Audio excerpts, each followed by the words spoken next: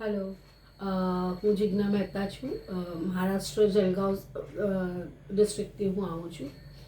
હું પોતે handwriting improve અને ડેવલપમેન્ટ કરાવું છું અને કોન્સ્ટન્ટ કામ કરવાને લખવાના હિસાબે મને સર્વાઇકલ સ્પાઇન અને ફ્રોઝન શોલ્ડર થઈ ગયું હતું. અને ડિસેમ્બરમાં હું રોનકભાઈ પાસે આવી હતી અને મને બહુ ફરક પડ્યો એમનાથી.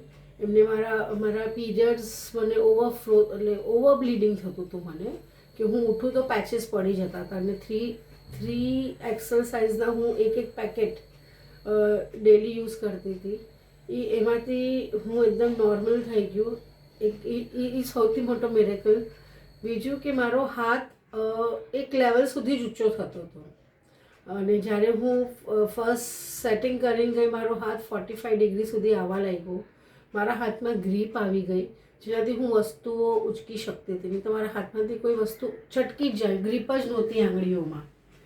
અને મારા પીરિયડ્સ રેગ્યુલર થઈ ગયા. અને આ બધા સાથે પ્લસ પોઈન્ટ એ થઈ ગયું કે મને છે ને ઊંઘની તકલીફ હતી.